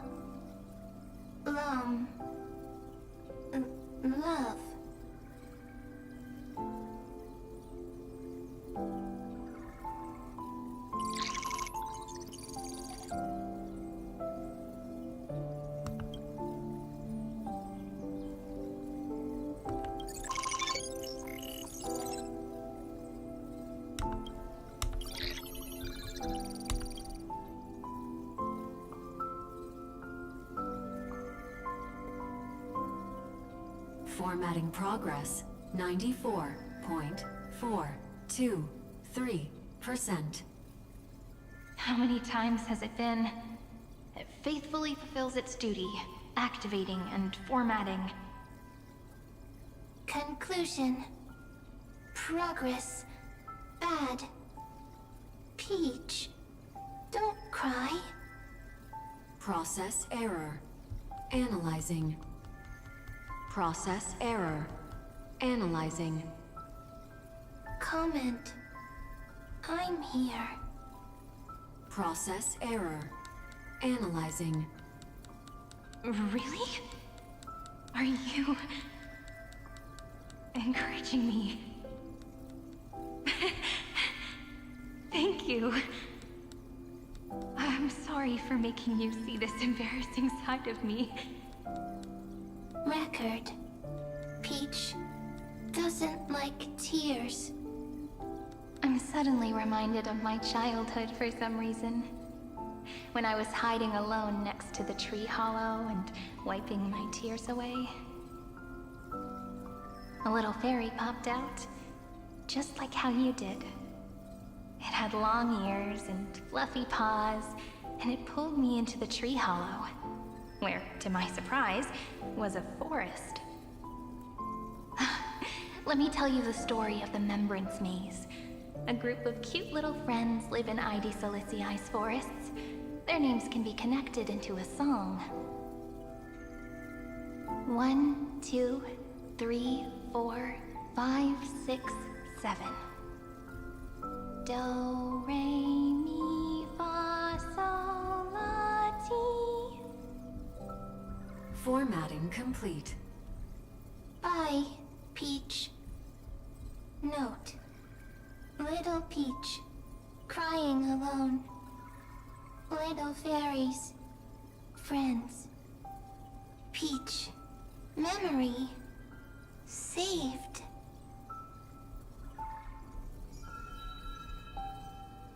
Little fairies, good friends. Bye-bye.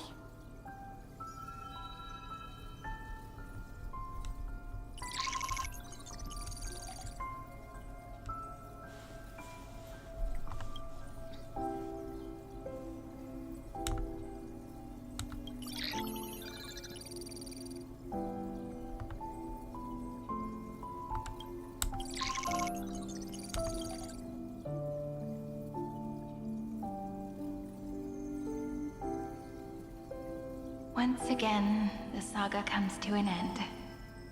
Everything is deathly silent, just like this very moment. Shh. You speak. I listen. This time, too. Sitting together. Now that I look back, there was a period when I got really sentimental. Peach, strange. Why unhappy? Formatting progress 73.998%. I'm here. Don't be scared.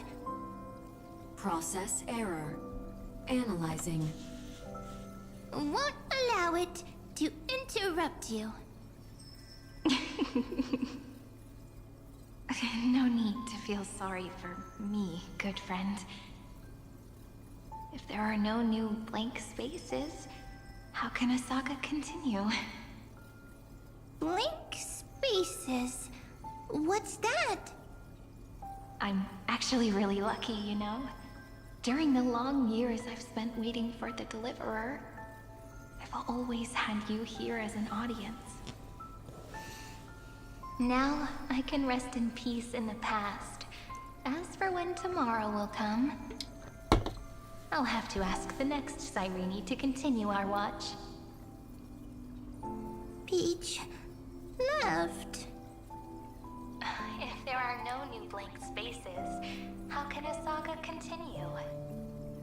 Needs new blank spaces. Next, Cyrene has blank space.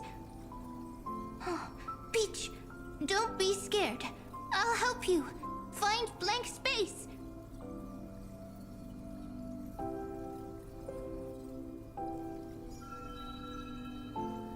Cyrene is peach, is love. So, first there is love, then there is Cyrene, then there is blank space. Query, love. The developmental trends of the erudition have nothing to do with creating a consciousness. Those underlying principles are, in fact, contradictory. Not having a consciousness means not having the foundations of a heart, making them unable to obtain real emotions. Consciousness, emotions, feel sad. Oh, don't understand. Query, Cyrene?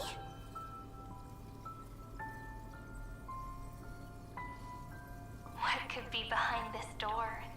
Glittering crystals? Or a beautiful world I've never seen before? If I tell you all the stories of tomorrow, will I be able to finally welcome the Deliverer and Emphorius' dawn in the next life?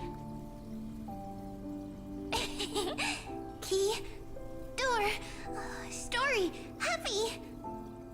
Peach, Cyrene, little fairy, Mike. Yes, right. Query, memory.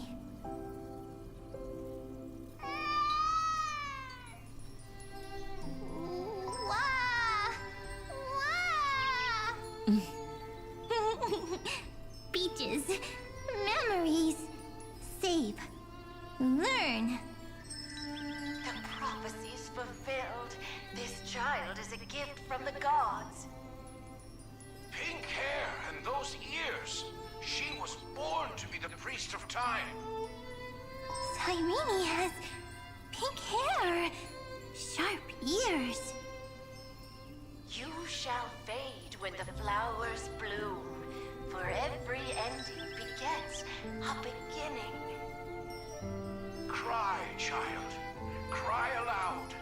Let your voice reach Orynyx. Cyrene is a girl, a priest. Easy. I can. I learn. Anyway, I don't like tears. But the name Id Zelizii came from the unpleasant sorrows of the gods. Yet, you always seem so happy, as if nothing ever worried you. Cyrene doesn't like tears. Always happy.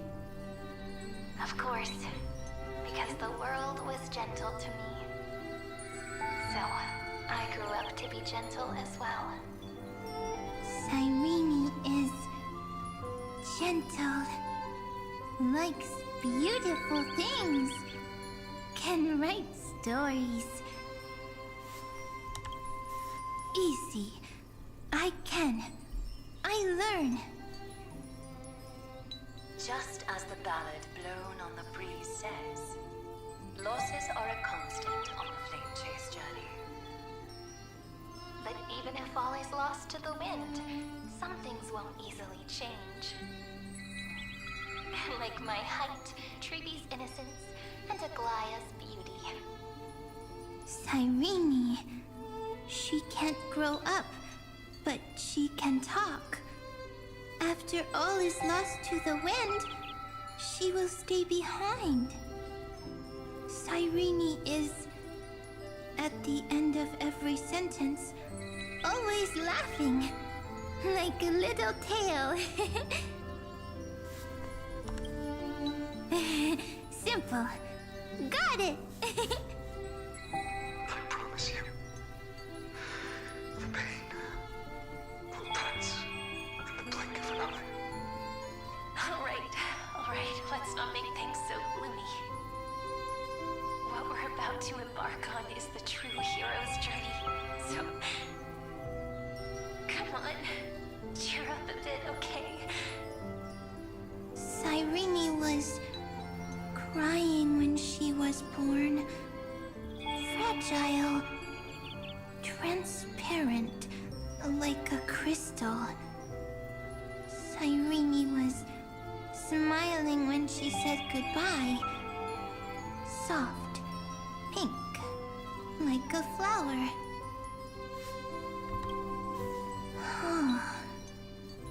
The later memories disappeared? Invisible? Or disappeared? Ah! I got it! Is this a blank space? So, next Cyrene is blank space. Then... as long as there are two Cyrenes, then there will always be blank space, and Peach will always be here. I see! I get it! I get it all! Cyrene's memories. I will preserve them all!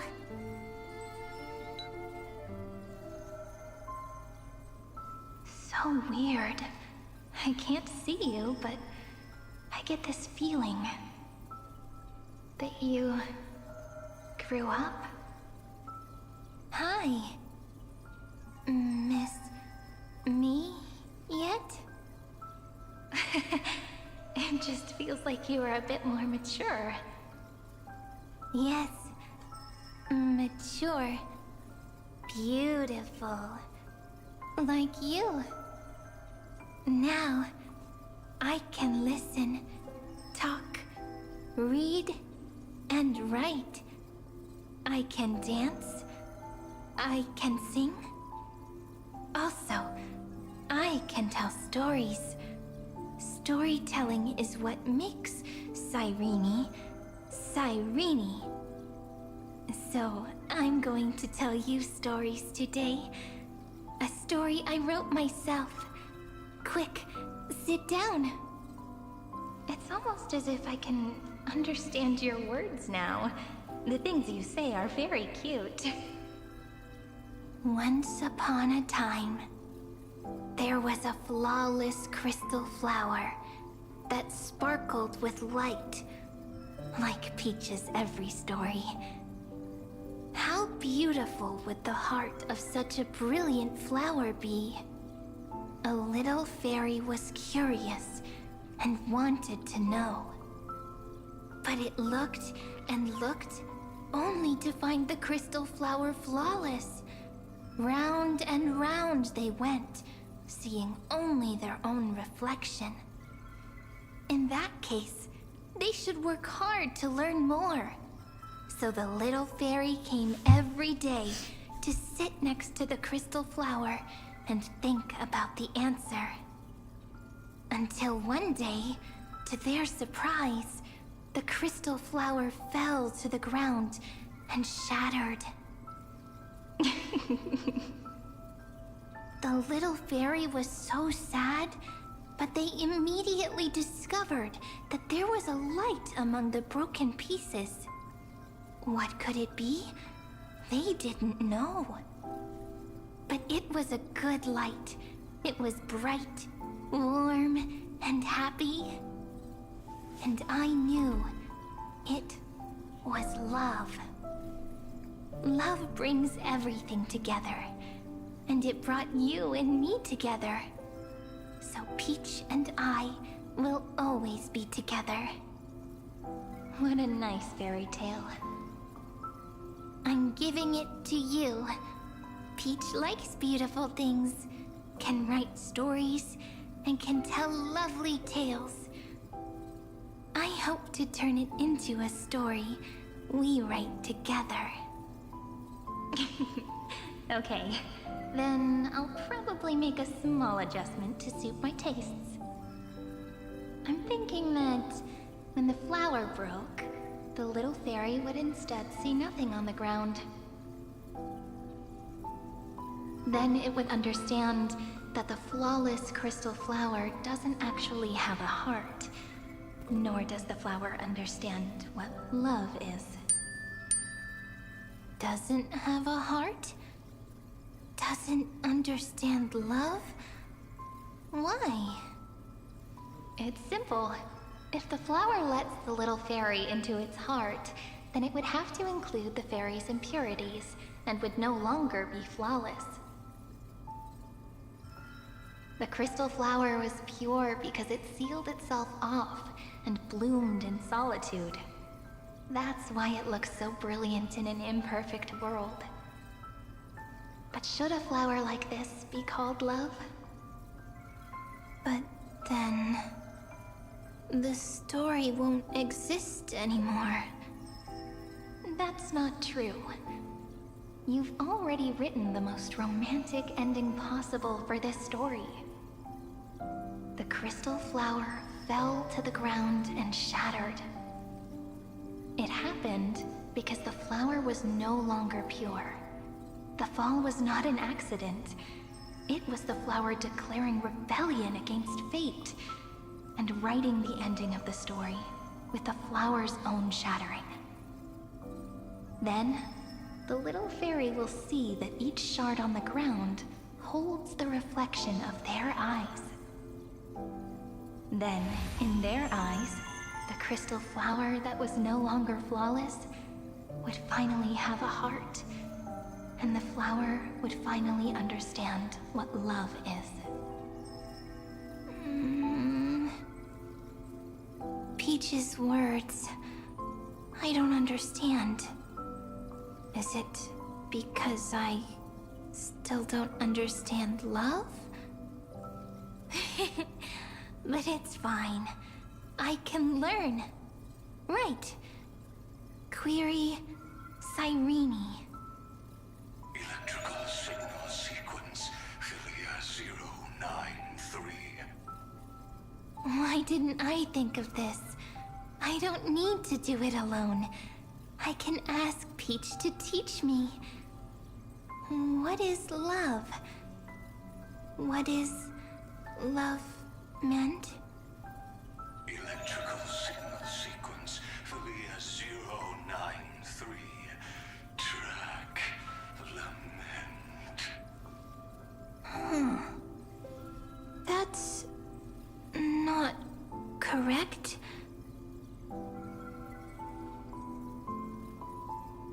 The developmental trends of the erudition have nothing to do with creating a consciousness. Those underlying principles are, in fact, contradictory. Not having a consciousness means not having the foundation of a heart, making them unable to obtain real emotions. However, that does not hinder the factors from learning and recognizing emotional responses, then communicating with life forms via imitation. That is an objective form of pattern recognition that does not distinguish between the self and the other. In a strange twist of fate, Philia 093 embarked upon a different path and obtained a different power.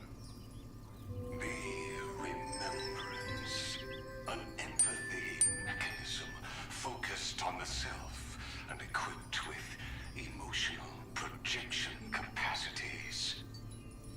Lament was the factor closest to this form of behavior.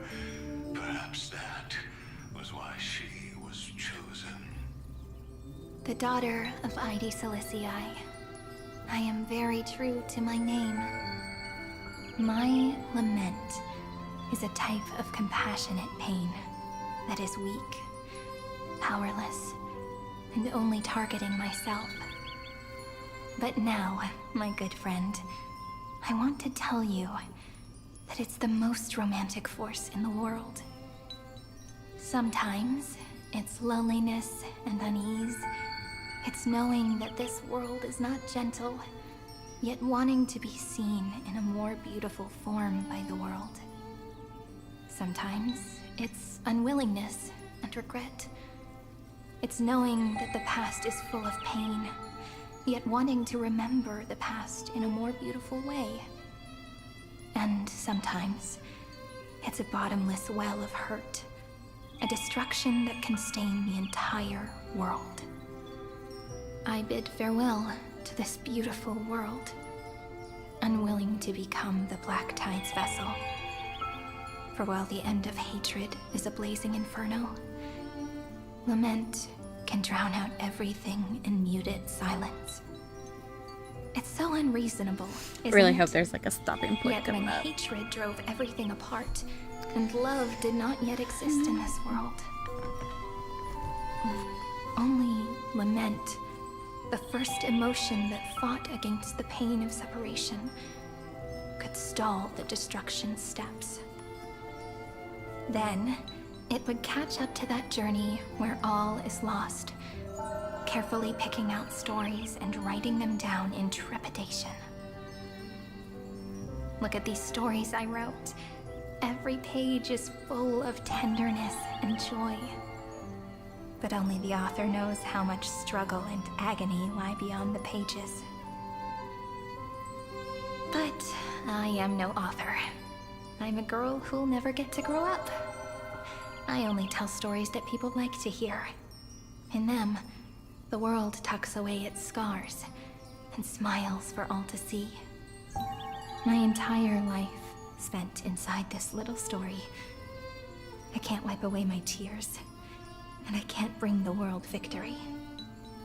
But maybe, in these unchanging retellings of the story, my lament might be able to touch upon the divine and reach their tender heart at some point. I hope that what flows out from that cut will not be blood, but a tear, warm and wet. And that tear would fall and create the first ripples. Then, people would see every beautiful thing reflected in that ripple. It'll be all the remembrances within this story. Someone once told the very first me that everything was false. That the only life in Amphorius was a great catastrophe, nurtured using the world as a factor. But how could a dream feel so real? That's why I didn't agree with him. But Peach, I didn't understand a word you said since just now. Everything was false? But you're standing right here. It's all a dream? But I haven't learned how to dream. Indeed. That's why I believe all this is real. The moment the crystal flower fell, that genuine shiver, that's the mover of life. Formatting progress 23.815%. In the poem offered to you, every Cyrene would write down a beautiful new world with stars and flowers. And when I looked up at the sky in this cycle, I saw a shooting star and a dash of the remembrances pink. I believed that must be the color of dawn. You shall fade when the flowers bloom. For every ending begets a beginning. Looks like it's time to say goodbye. Are you leaving, Peach? It's okay. I'll wait for you to come back. I'll study really hard about what you taught me today. Right. I still haven't told you what love is. But actually, my good friend, the lament factor did not understand what love was before she met you either. Not until I told you all the sad tales in a trembling voice in this tiny room. Not until I told you that I love them. That I love everything in this saga. The story comes, passes, then returns. It makes us reunite, then pulls us apart again. At the very end, it leaves behind a seed, a reason. Even if the great tree withers and all falls to silence, there are still some emotions that deserve to be remembered. Look, the light is coming in. The Deliverer's light is going to illuminate Amphorius.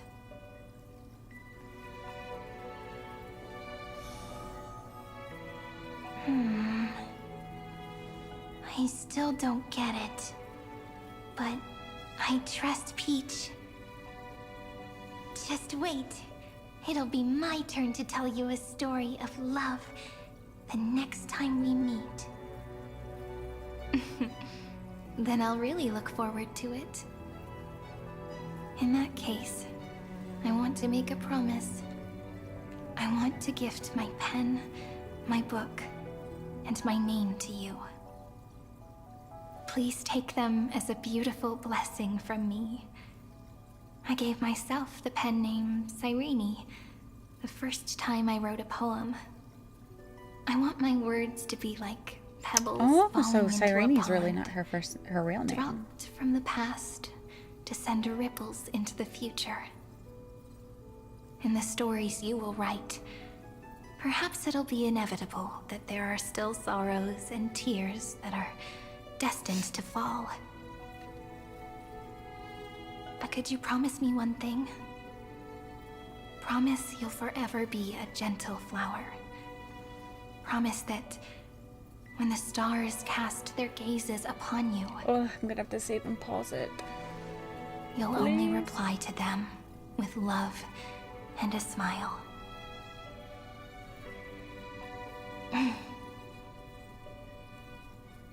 Of course. This will be a romantic Excuse story me. like none that has come before.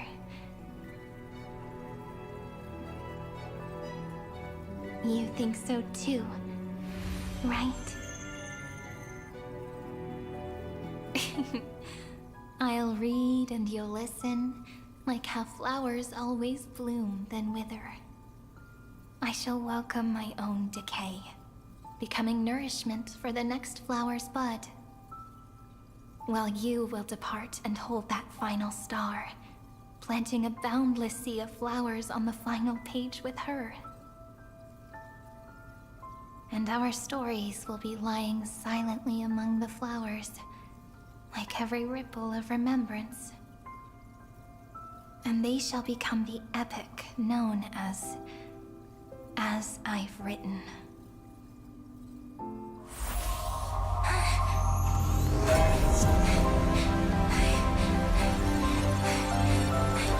And so my story ends.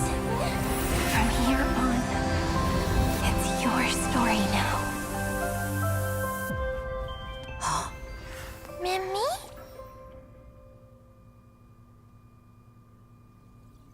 Mimi?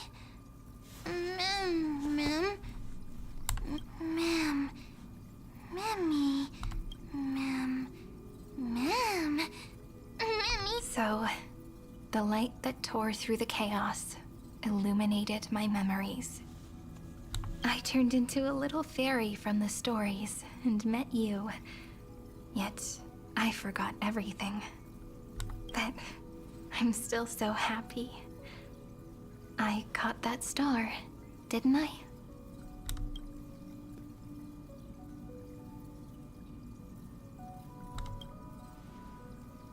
Yes, the seed within memories.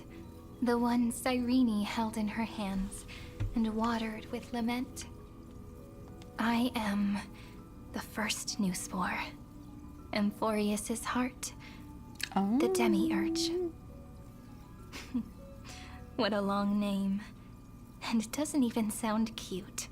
The total opposite of Mem. Alright, I should start here. I gotta end it. I'm sorry.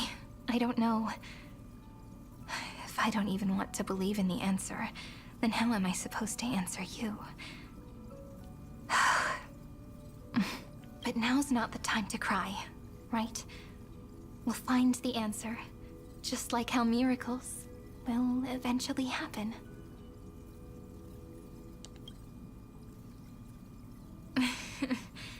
Do you remember that I was also worried about this when we first set out? Mem's memories and Cyrene's memories got all tangled up with each other in my one heart. It's all so strange, yet so familiar. Either way, could you please let me do something I want? Just this once. I want you to call me Cyrene. That name represents me and her. Every one of her. Thank you, friend. Your kindness is always just right. Life is a poem full of farewells. But if you write something into the pages of your heart, then that will not easily fade away. Now, all the footsteps of the Flame Chasers and the Trailblaze have come together within this book, as I've written, becoming the source of power for Amphorius's heart.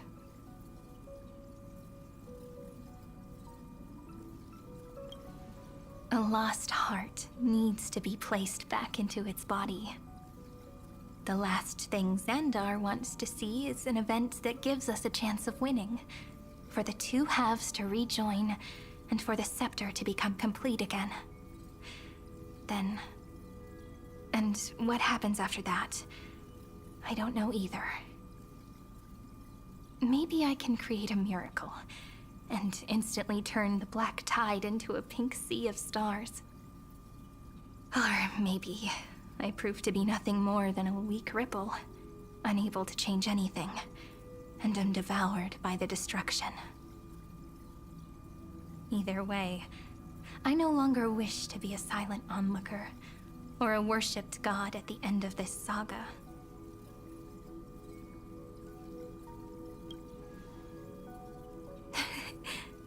That way, I can also put aside all my worries and truly become Cyrene.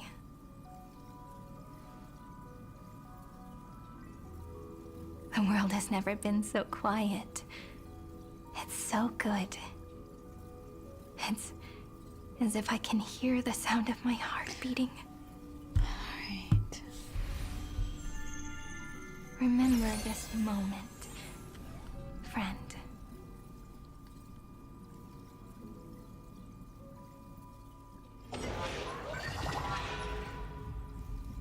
Alright, I have to end it there for the day. We will continue this story tomorrow, but thank you guys for joining, and I will see you guys then.